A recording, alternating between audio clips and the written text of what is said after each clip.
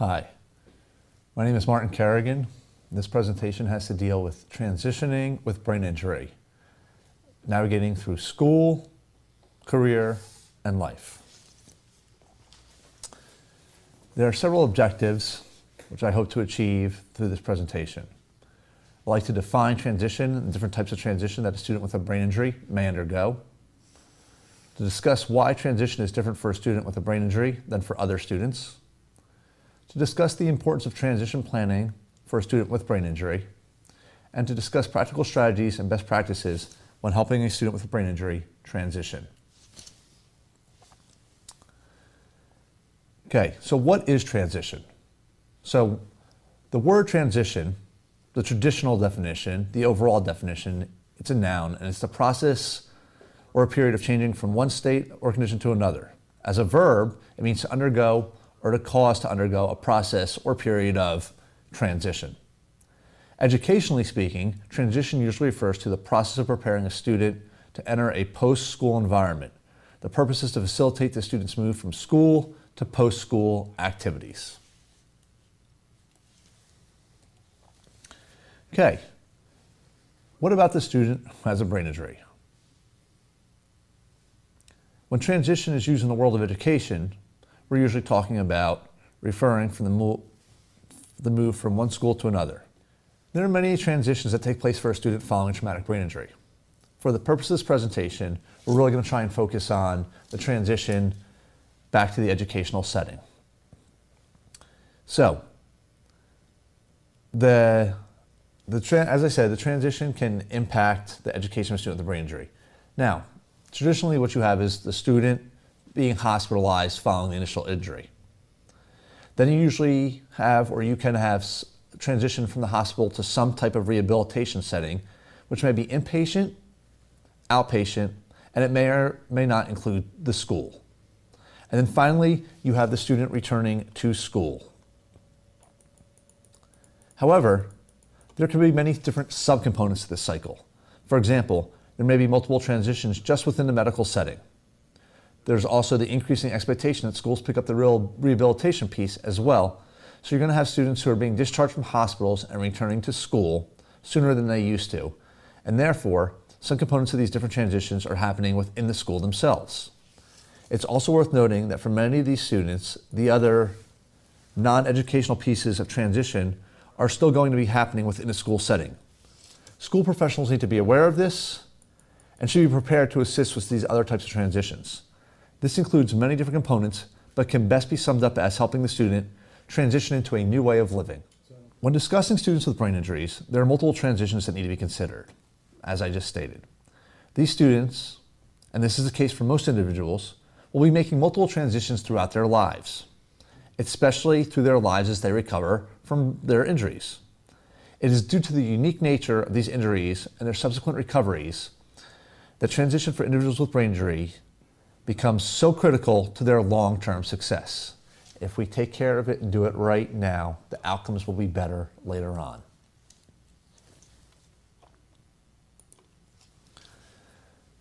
So why is effective transition planning so important for students with brain injuries? Typically, for students with brain injuries, especially those that obtain their injury in high school, the emphasis is on completing their academic graduation requirements. This is usually very well intentioned. The school wants to see the student get their diploma. They earned it. They had this very unfortunate thing that happened to them. While this is understandable and even commendable, in the long run, this attitude can be detrimental to the student with a brain injury and their long-term success. This is because once a student leaves school, they are no longer entitled to receive the services that they previously got while they were in school.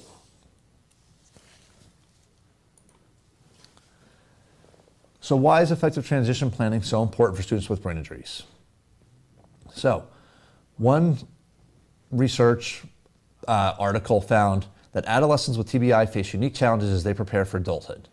Evidence has shown continuing medical and physical problems as well as vocational and education difficulties for adults with brain injury. Another study found that for adult survivors, looked at adult survivors of childhood traumatic brain injury, and they found that the injury sequela persisted into adulthood and negatively affected both educational achievement and employment status. For many individuals that incur a brain injury resulting in the onset of a disability, it is more than just their academic capabilities that are affected. Effective transition planning for students with brain injuries should include life skills.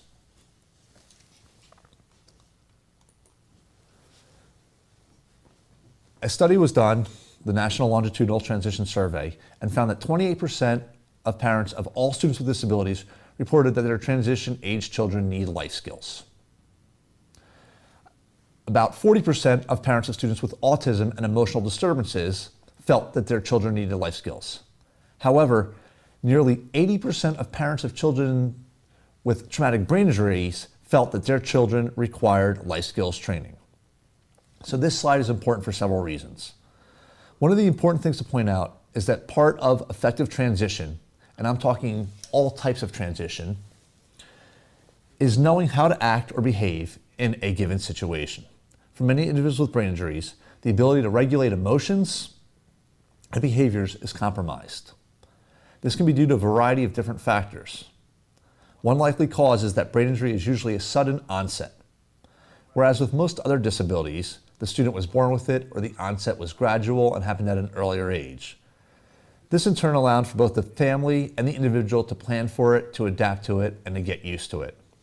However, traumatic brain injury is often a sudden event, and traumatic brain injury oftentimes is not planned for. You don't know that it's going to happen. So when it does happen, you're dealing with a totally different student or different individual.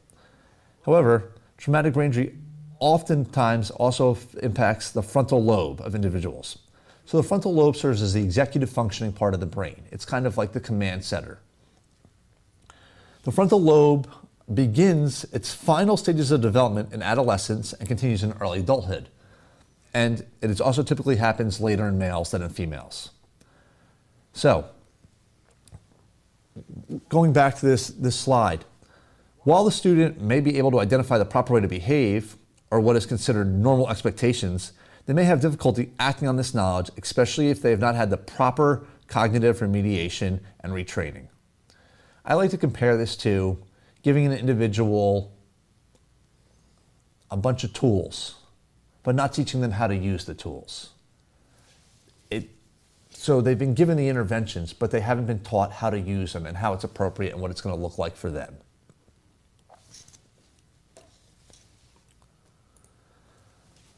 The return to school. So these are really important things to keep in mind when we're talking about students with brain injuries.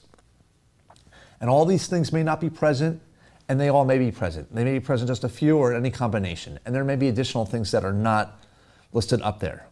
But however, oftentimes you're going to find that the student is not the same student as they were prior to their injury.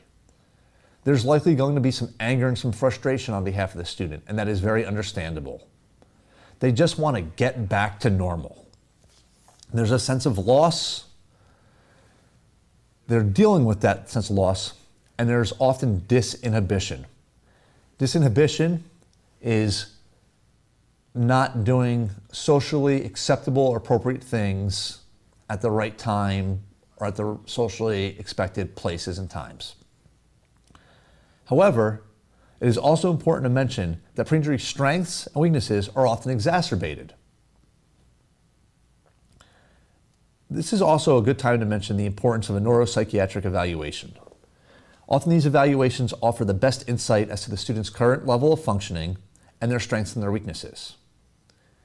However, it is equally important to note that this is a snapshot of the students where they are at presently and their present level of functioning, and is not necessarily a permanent diagnosis or permanent indicator of where they are at. The findings of the neuropsychological report should be used to guide the student's education. It is also imperative to mention the importance of frequently revisiting the findings of the neuropsychological report, especially the closer to the injury, as there are often many changes that happen and take place during the first 2 years following a brain injury.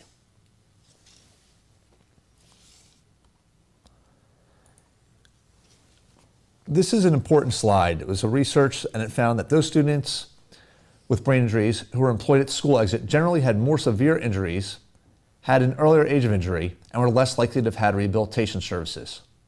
This suggests that they received more school-based employment assistance than those with less severe injuries. So, at first sight, this is contradictory. Why would somebody with a more severe injury be more likely to be employed? And it's probably most likely because they had the right interventions and supports, thereby or leading to better outcomes. This stresses the significance of early interventions and appropriate interventions. While the student's ability to be successful in school is important, it is also equally, if not more, important that the student be able to function in society and according to societal norms. This individual is not going to be a student forever. They're going to be out in the real world. For many individuals with brain injuries, there's a deficit in reteaching appropriate behaviors. So best practices for transition planning for students with a brain injury. One of the most important things is to make the student and their family the center of the planning. One study found that students who actively participated in transition planning were significantly more likely to be currently employed and be ever engaged in employment after high school up to 8 years. While students who were moderately active or leaders in the transition planning process, the odds for them to be currently employed or ever employed were higher compared to others who were not involved. When general education, academic teachers participated actively in transition planning, students were nearly 4 times as likely to ever be engaged in employment after high school than students who were not. The active involvement of special education teachers was also strongly associated with the increased odds of students' current employment or ever being employed after high school.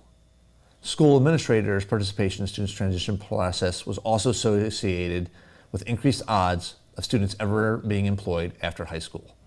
So this study definitely reinforces the idea that all disciplines that work with a student should be part of the transition planning, including those professionals that may not be part of the school system. As the student begins to make the move to their next steps, include the individuals from what comes next, as was stated before. Also, start the transition planning process as soon as possible. So, what are the best practices for transition planning for students with brain injuries? Keep in mind that the closer the injury, the greater the chance of denial over their limitations. Allow for the individual who is transitioning to experience natural consequences, and this includes both positive and negative consequences. Incorporate social skills and behavior supports in planning. The social skills and behavior supports is essential because this is one of the areas that we have found, and was stated earlier, there is a significant deficit for students with brain injuries compared to their non-brain injured peers. So we're going to take a look at 2 different students that I've become aware of over my career. So first we have Bart. So Bart was a high school student who was injured in a car accident. He was hospitalized. After he medically stabilized, he returned to school. He returned to school and he did not receive the appropriate interventions and supports. He was given general or common accommodation services, but they didn't really address the underlying causes of the brain injury. Within a matter of months, Bart was now one of the most restrictive placements in the state of Maryland. He was in a locked-door residential facility with a diagnosis of emotional disturbance. Brain injury was never included in the discussion of how to meet Bart's needs, and Bart continued to struggle because none of the service he got addressed his brain injury. Now let's take a look at Homer. Homer was a high school student also involved in a car accident. And Homer's car accident initially was much more severe than Bart's. However, Homer got the appropriate rehabilitation in addition to medical care. After returning to school, Homer continued to get appropriate services and interventions. Homer was able to return to his previous school, graduate with a high school diploma, and then was able to go on to college where he continued to get appropriate services and interventions. Homer has been employed as a paraeducator in a public school system, in addition to holding several other jobs. So Bart's got appropriate rehabilitation, but did not include cognitive remediation and therapy that addressed the deficits as a result of the brain injury. Homer did get those supports that addressed his deficits following his brain injury. For both Bart and Homer, the services they received helped address their learning needs and taught them how to access curriculum with supports, modifications, and accommodations. In other words, the educational component was effective and was even appropriate. However, the components of addressing changes in behavior and cognition, or thinking, was only addressed in Homer. So even though Bart received services and interventions, they did not address all his needs, and therefore, he was not successful. On the other hand, Homer got the services, and though he is still impacted and affected by his brain injury, he has been able to become a productive, contributing member of society. I do want to mention that it is worth noting that Homer's mother had a PhD in speech-language pathology at the time of her son's injury, and she knew what to ask for and what services her son needed. Unfortunately, in this scenario, the story of Bart is much more common than the story of Homer. There are some resources that are available to look at when it comes to transition planning for students with brain injuries. Involve the Maryland Division of Rehabilitation Services, commonly referred to as DORS, in transition planning. DORS is also a part of the State Department of Education. It's a subcomponent of it. They can really help with transition planning, and they do have some people on staff who are familiar with transitioning for individuals with brain injuries, both youth and adults. There's a transition toolkit for students with traumatic brain injury. There's a website, the Model Systems Knowledge Translation Center fact sheet, Returning to School After Traumatic Brain Injury, that does discuss some components of transition in it, and the Brain Injury Association of Maryland is a great resource as well. So, some important things to remember when we're talking about transitioning and transition for students with traumatic brain injury. Be flexible, plan for change. Have frequent meetings to discuss changes, progress, etc. These two bullet points are especially true the closer to the injury you are. There's a lot of change that happens during the first year and 2 years following a traumatic brain injury. This change is often not linear. You may take 3 steps forward, then 2 steps back, or the student may seem to plateau for a while. The nature of brain injury is that there will be continual progress as well as regression, especially the closer the injury the individual is. Therefore, why you want to have frequent meetings. You can call for reevaluation plannings. There's so much change that happens to that individual. Involve the student as much as possible and wherever possible. In order to have the best chance of success, you want the individual and the student to be invested in their own learning. Therefore, they should have a seat at the table. Take a multidisciplinary approach. There are different aspects to the student and to their recovery. The different professionals working with the student in different capacities may have to offer different insights. Build on pre-injury strengths. Many times it is common that an individual with a brain injury, their pre-injury strengths are what they rely on. That becomes their go-to. They are comfortable and feel safe using these strategies. And lastly, be creative. That is self-explanatory. Thank you for your time, and there is a list of sources for you to access if you're interested. Thank you.